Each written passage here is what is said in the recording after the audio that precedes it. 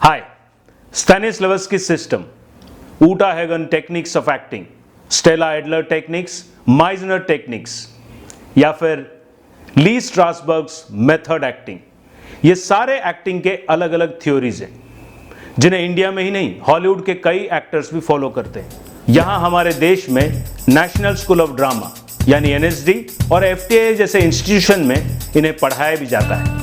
हम unicorn actor studio के 1 year acting course में ये सारे थ्योरीज पढ़ाते हैं और इन पर प्रैक्टिकल काम भी कराते हैं। 2020 कोरोना के कारण हमें सारे क्लासेस ऑनलाइन करने पड़े और अब ये क्लासेस YouTube पर यानी हमारे चैनल पर अवेलेबल है। उसी का एक छोटा हिस्सा आप सभी के लिए जिसका नाम है acting for actors.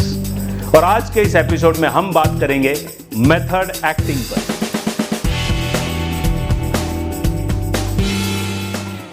On method acting by Edward Easty. अगर आप बहुत ही बिगिनर हो तब तो इसको छूना भी नहीं। It's not for them just starting something, क्योंकि इसमें रेफरेंसेस भी कई हैं। जैसे स्टूडेंट्स को बोला जाता है कि आपने 25 प्ले कर लिया, उस तरह की बातचीत है कि आप एक्टिंग करते वक्त ऐसा होता है, आप हेमलेट करते वक्त ऐसा होता है। मेथड एक्टिंग इटसेल्फ कोई स्टाइल ऑफ एक्टिंग नहीं है। मेथड एक रास्ता है।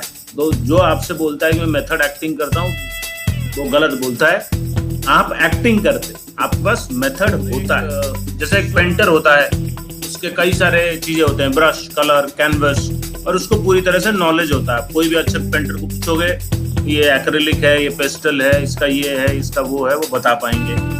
Then if you go to any musician, वो जो भी इंस्ट्रूमेंट बजाता है उसको आइडिया होता है। बट एक्टर्स को कुछ आइडिया नहीं होता है तो उसका क्या है, क्या इंस्ट्रूमेंट क्या है। तो ये बार बार ये किताब में एक जिक्र आता है, एक्टर को अपने इंस्ट्रूमेंट से ये करना चाहिए, एक्टर को अपने इंस्ट्रूमेंट से वो करना चाहिए।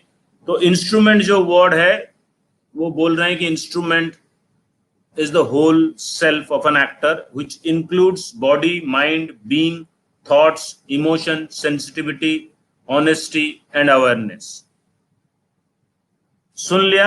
ये सारे वर्ड्स जो हैं वो एक एक चैप्टर अपने आप में हो सकते हैं, पर this book doesn't address to these topics. ये बोलते हैं आपका इंस्ट्रूमेंट लेके आओ फिर हम काम करेंगे। तो ये body, mind, being, thoughts, emotion, sensitivity, honesty, awareness अगर ये आपके पास है, अगर आपने थोड़ा बहुत कल्टिवेटेड किया हुआ है, तो इसी इंस्ट्रूमेंट को ट्रेन करने के लिए मेथड यूज किया जा सकता है। तो आपको sight, sound, smell, touch and taste, इसी के थ्रू आप दुनिया को एक्सपीरियंस करते हो या आपके मेमोरीज इसी से ही बनते हैं। तो वो बोल रहे हैं आपको बार बार इन पे वापस जाना पड़ता है। व्हेन यू आर एक्सपीरियंसिंग, आपको उसी को याद रखना पड़ता है और आपके जो पुराने एक्सपीरियंसेस हैं, ये 5 सेंसेस के थ्रू आप उनको अप्रोच कर सकते हो। अपने पास्ट एक्सपीरियंसेस जो आप भूल गए हो वो भी एक एक्सरसाइज है और इसी एक्सरसाइज के बेस पे सारे मेथड एक्टिंग के एक्सरसाइजेस होते हैं। वो आप एक चेयर लेते हो, ये उनके इंस्टीट्यूट में भी होता है। आप कहीं मेथड एक्टिंग की वर्कशॉप करोगे, किसी टीचर से पूछोगे तो वो सब आपको यही बताते। एक चेयर प्रेस्क्राइब्ड होता है जिसका हैंड रेस्ट ना हो, सिर्फ बैक रेस्ट हो। Sit normally, relax your body and mind. ये बोलना आसान है पर इट्स वेरी टफ कि इतने हद तक ले जाओ कि आप ऑलमोस्ट हाफ अस्लीप हो। जहां आप ऑलमोस्ट सो जाओ वहां तक आप चले गए। ये हम सेंसरी मेमोरी में एक पार्ट कर रहे हैं, ड्रिंकिंग अ कॉफी। वो फर्स्ट एक्सरसाइज, आप नेट में भी देखोगे तो मैक्सिमम जगह यही एक्सरसाइज मिलेगा, पर सब लोग उसको बहुत आधा अधूरा करके इंफॉर्मेशन देते हैं। मैं बुक से जो पूरा प्रोसेस है वो बता रहा हूं। So first position, you take a chair, sit down, relaxed. Second, आप एक कप देखते हो पहले कि यहां रखा हुआ है, and then slowly imaginary pick up the cup. आपको अब उसको वेट ध्यान रखना है, मैं कहां से पकड़ा हूं। जनरली हम सब इम्प्रोवाइजेशन में पानी पीते हैं, ऐसे कोई ग्लास दुनिया में नहीं होता है। ग्लास पकड़ोगे तो उसके बीच में गैप आना चाहिए। सो अब जब कप का हत्था भी पकड़ते हो तो आपके थंब और उसमें गैप होना चाहिए। ऐसे कप नहीं उठाना है। ये जो एक चीज ध्यान रखना, यहीं से सच्चाई की शुरुआत होती है। So this is the mobile, और मैं अगर इस मोबाइल को इमेजिन करके उठा रहा हूं तो मैं ऐसे उठाता हूं, बट होता क्या है कि मोबाइल उठाऊं उतना ही गैप है, परफेक्ट गैप है, पर ये गिर जाता है। क्यों गिरता है? क्योंकि इन हाथों में जान नहीं है। मैंने जगह तो क्रिएट किया है, पर वो प्रेशर जो होता है वो नहीं क्रिएट करता। सो नॉर्मल हाथ से कैसे उठता है? ये नॉर्मल हाथ से उठना है, और अगर मैं प्रेस करके उठाऊं तो ये ऐसे उठेगा।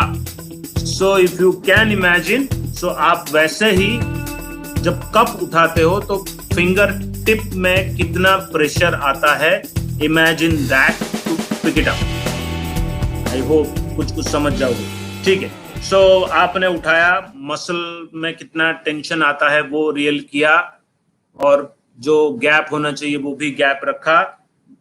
Again it should take a hell lot of time. जब तक रियल नहीं होता बंद कर दो एक्सरसाइज, फिर से शुरू करो। कप आपने इमेजिन कर लिया, अब इमेजिन करिए उसमें कप में कॉफी आ गया है, hot coffee. Slide imagine that cup में कॉफी है, आपको हीट फील करना है। This is to understand your sensory memory, to build it up, to work upon your sensory memory. So अगर ये दिमाग में आ रहा है फाइनली तो कप उठाने मिलता है या हमें हवा में क्यों उठा रहे, ऐसा मत सोचिए। फिर आप अपने आप को बदलते कैसे हो, हर बार अलग कैसे होते हो, उसी के लिए यू नीड मेथड, कि आप अपने आप होते हुए भी कैसे अलग अलग कैरेक्टर्स में अलग अलग तरीके से हर बार अलग कैसे बनोगे। तो उनका इमोशनल लाइफ सब कैरेक्टर का अलग अलग होता है, जो हमें सबको अलग करता है। और इमोशनल लाइफ तो कैरेक्टर का भी एक इमोशनल लाइफ होगा। So we must approach, we must look for that emotional life, जिस वजह से वो ऐसा है। हमें ये ढूंढना चाहिए ना।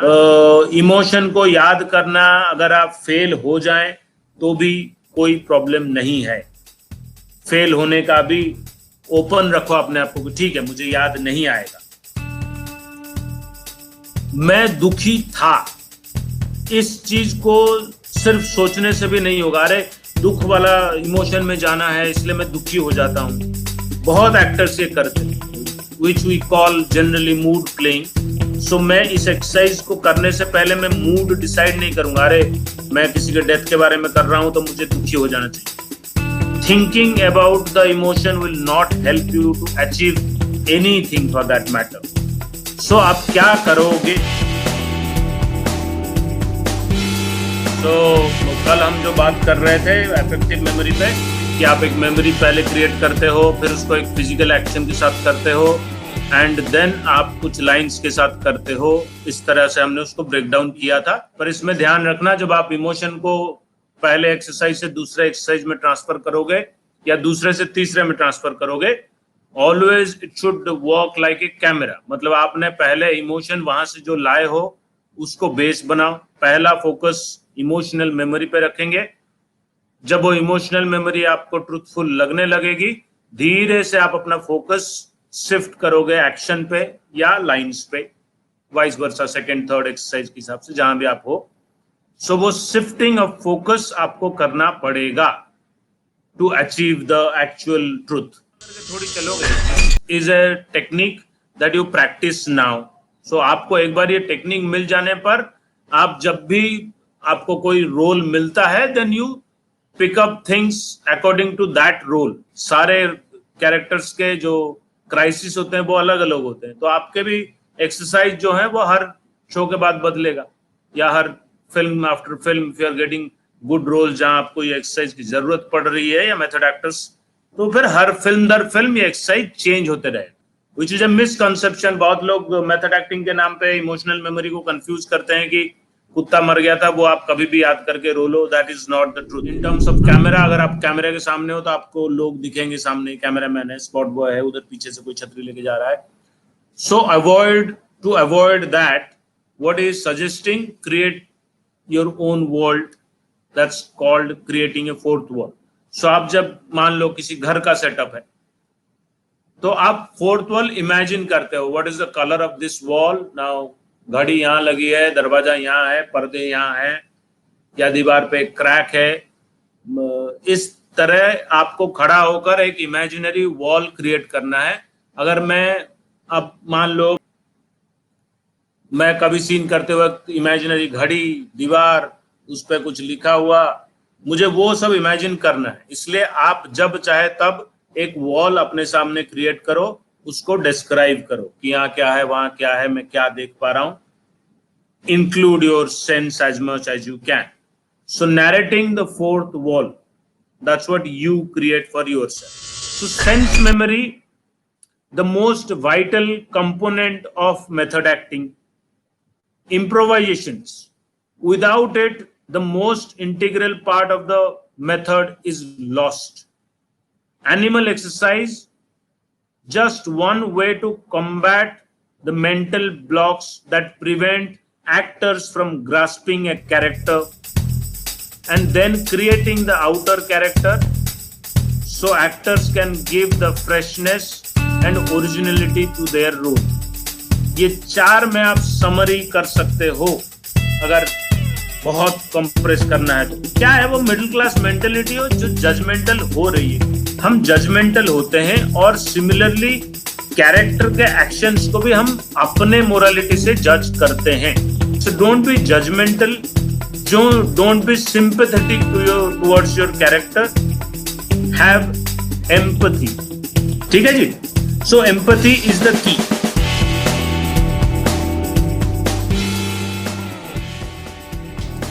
उम्मीद है वीडियो आपको पसंद आया होगा। दरअसल ये वीडियो एक एडिटेड वर्जन है। असल में पूरा क्लास बहुत लंबा है। अगर आपको ये पूरा क्लास देखना है तो आपको मेंबरशिप लेनी पड़ेगी। जी हाँ, उसके लिए एक जॉइन बटन नीचे दिख रहा होगा, उसे दबाना होगा। वैसे आपको पता होगा इसके लिए आपको एक नॉमिनल प्राइस भी पे करना पड़ता है। होल्ड, मुझे पता है आप लोगों में से कई लोगों को ये बात सुनते ही बुरा लगने लगता है कि YouTube पर हम पैसे क्यों दें। वैसे अगर आप एक्टिंग को लेकर सीरियस हैं या फिर आपके मन में एक्टिंग के प्रति रिस्पेक्ट है तो आपको ये बात बुरी लगनी नहीं चाहिए, क्योंकि अगर आप किसी प्राइवेट इंस्टीट्यूट से एक्टिंग की कोर्स करते हैं तो इससे कहीं ज़्यादा खर्च करना पड़ता है। इन किताबों के रेट भी हमारे मेंबरशिप फीस से ज़्यादा ही है। एक सवाल आप अपने आप से भी कीजिएगा, कल को अगर आप एक्टर बन गए तो क्या आप एक्टिंग फ्री में करेंगे? वैसे जोकर ने ठीक ही कहा है, if you are good at something never do it for free.